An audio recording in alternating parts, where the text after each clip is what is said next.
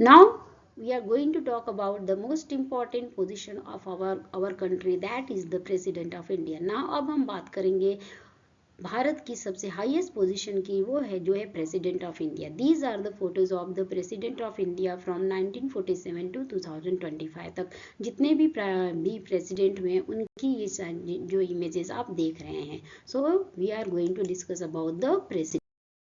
So now student, we are going to talk about the most important position of our country, that is the president. President is the head of the country. अब हम बात करेंगे सब देश की सबसे important position की, post की, जो है प्रेसिडेंट की।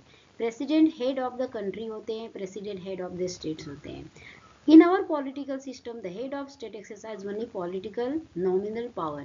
कि देखिए हमने अब तक जो भी देखा कि जो हमारे जो कंट्री इंडिया है, हमारे भारत देश में जो प्राइम मिनिस्टर की पावर सबसे ज़्यादा अहम होती है, और जो प्रेसिडेंट होते हैं ना, प्रेसिडेंट की सारी पावर जो है नॉमिनल पावर है। मतलब कि प्रेसिडेंट के पास ऐसे देखने में तो लगता है कि सब कुछ जो भी पावर फंक्शन, जो भी फंक्शंस है वो कौन कर रहे हैं, प्रेसिडेंट कर रहे हैं। लेकिन प्रेसिडेंट एक ओनली नॉमिनल हेड है, ठीक है।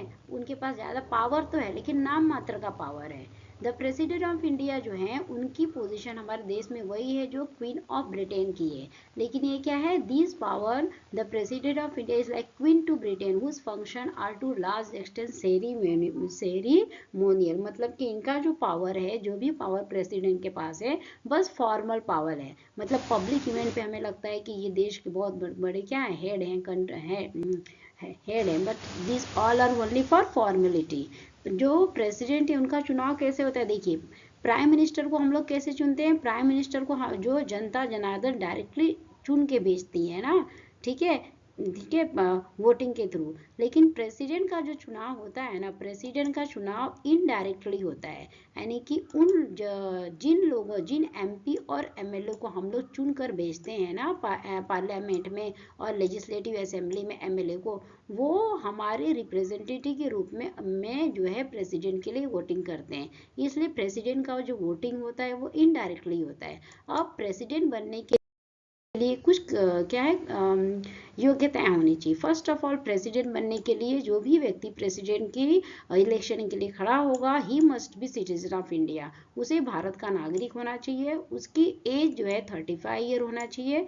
उसमें ये उसके पास इतनी क्वालिफिकेशन होना चाहिए कि उसमें लोकसभा का मेंबर बनने की पूरी क्वालिफिकेशन होनी चाहिए। और उसके साथ में ही जब वो प्रेसिडेंट बनेगा तो उसके पास कोई भी ऐसा प्रॉफिट वाला डिपार्टमेंट नहीं होना चाहिए, ठीक है।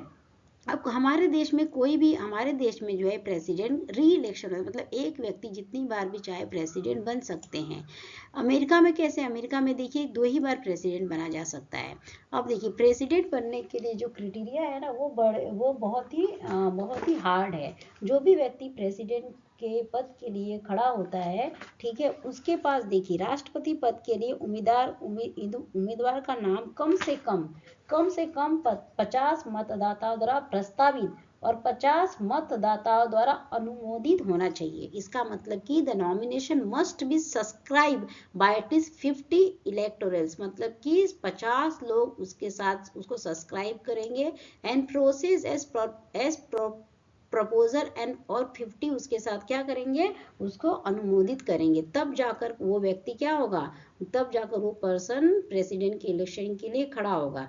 ये होगा। इतना हार्ड क्राइटेरिया क्यों रखा है ये प्रेसिडेंट के इलेक्शन के लिए, क्योंकि प्रेसिडेंट ये जो पोजीशन है हमारे देश में सबसे बड़ी, सबसे इम्पोर्टेंट और सबसे गरिमामय पोजीशन है। तो आप सोच सकते हैं कि जो व्यक्ति प्रेसिडेंट के इलेक्शन के लिए खड़ा होता होगा उसके पास कम से कम 100 सांसद होंगे, तो उसकी अपनी कितनी, मतलब वो उसका अपना पर्सनालिटी कितना वो होगा, इन्फ्लुएंशियल होगा, तभी ना जाके वो इस पोजीशन के लिए वोटिंग के लिए खड़ा हो रहा है। तो जो भी व्यक्ति, इसके साथ ही जो भी व्यक्ति प्रेसिडेंट के इलेक्शन के लिए खड़ा होगा, कम से कम उसको क्या करना पड़ेगा, उसे सिक्योरिटी डिपॉजिट के रूप में 15,000 रुपए रिजर्व बैंक में जमा करना पड़ेगा।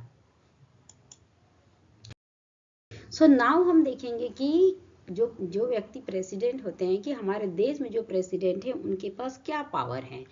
प्रेसिडेंट के पास मैंने पहले ही बताया कि सब जो भी पावर है नॉमिनल है, बट फिर भी दिखाने के लिए कुछ ना कुछ तो पावर होगी ना। सो देखो, all government activity take place in name of president, जो भी गवर्नमेंट एक्टिविटीज होती हैं वो प्रेसिडेंट के नाम से होती हैं। All laws and major policy decision of the government are issue in her name, जो भी लॉज, जो भी कानून बनते हैं या जो भी पॉलिसीज होती है सब प्रेसिडेंट के नाम पे इशू होती है। और जो भी मेजर अपॉइंटमेंट होती है वो प्रेसिडेंट करते हैं। किसकी अपॉइंटमेंट प्रेसिडेंट करते हैं? सीजेआई की, सीजेआई की, जज of the supreme court, high court और स्टेट लेवल कोर्ट, गवर्नर की अपॉइंटमेंट करते हैं, इलेक्शन कमिश्नर की अपॉइंटमेंट जो प्रेसिडेंट करते हैं, और अम्बासेडर टू अदर कंट्रीज की जो अपॉइंटमेंट है उसकी अपॉइंटमेंट भी प्रेसिडेंट ही करते हैं। उसके साथ यही नहीं, ऑल इंटरनेशनल ट्रीटीज अग्रीमेंट जो भी है, जो भी इंटरनेशनल ट्रीटीज होगी या कोई भी अग्रीमेंट होगा तो प्रेसिडेंट के नाम पे ही क्या होगा? साइन होगा। The president is supreme commander of defence force of India. यही नहीं, जो हमारे प्रेसिडेंट है वो डिफेंस फोर्स यानी कि जल, थल और वायु सेना के जो है हेड हैं। सो okay, but we should remember that the president, लेकिन ये भी याद रखना चाहिए कि प्रेसिडेंट अपने पावर का जो यूज है वो काउंसिल ऑफ मिनिस्टर की सलाह पर ही कर सकते हैं। President can ask the council of minister को रिकंसिडर इट एडवाइस, यानी कि वो उनसे एडवाइस ले सकते हैं। But if the same time advice is given again she is bound to act according to it. लेकिन एडवाइस वो ले सकते हैं, लेकिन अगर एक ही एडवाइस बार बार आती तो उनको उस एडवाइस के हिसाब से ही काम करना होगा। Similarly, a bill passed by parliament become a bill law only after president give assist to it. कोई भी बिल पार्लियामेंट में पास हो रहा है या कोई भी कानून बन रहा है तो जब प्रेसिडेंट उसको अपना असेस देंगे तभी वो कानून क्या होगा? कानून बनेगा। If the president wants she can delay this for some time, कुछ समय के लिए प्रेसिडेंट उसको डिले कर सकते हैं। And send the bill back to parliament में फिर उसको रिकंसिडरेशन के लिए भेज सकते हैं। But parliament pass the bill once again she has to sign it, और पार्लियामेंट उनके साइन से बिल को पास करते हैं। There is one very important thing she should do on और on, appoint the prime minister. बस एक जो है उनके पास इंपॉर्टेंट पावर ये है कि अपॉइंटमेंट ऑफ प्राइम मिनिस्टर से रिलेटेड जो अपॉइंटमेंट है उससे रिलेटेड उनके पास कुछ पावर है। व्हेन नो पार्टी और coalition get majority in the Lok Sabha, president exercise her discretion, मतलब कि अगर कोई पार्टी और कोलिशन गवर्नमेंट मेजोरिटी में नहीं होती तो इससे ऐसे समय में प्रेसिडेंट अपने पावर का यूज करते हैं। President appoint leader who is an opinion can must majority support in Lok Sabha. कोई भी व्यक्ति जो लोकसभा में अपनी मेजोरिटी को प्रूव कर रहे हैं तो प्रेसिडेंट उनको क्या कर सकते हैं? प्राइम मिनिस्टर के रूप में अपॉइंट कर सकते हैं। But in such a case president can ask the newly appointed prime minister to prove majority. लेकिन इसके साथ ही प्रेसिडेंट जो न्यूली अपॉइंटेड प्राइम मिनिस्टर होंगे उनको अपनी एक स्पेसिफिक टाइम के भीतर उनको वो जो प्राइम मिनिस्टर है उनको अपनी योग्यता को सिद्ध करना पड़ेगा।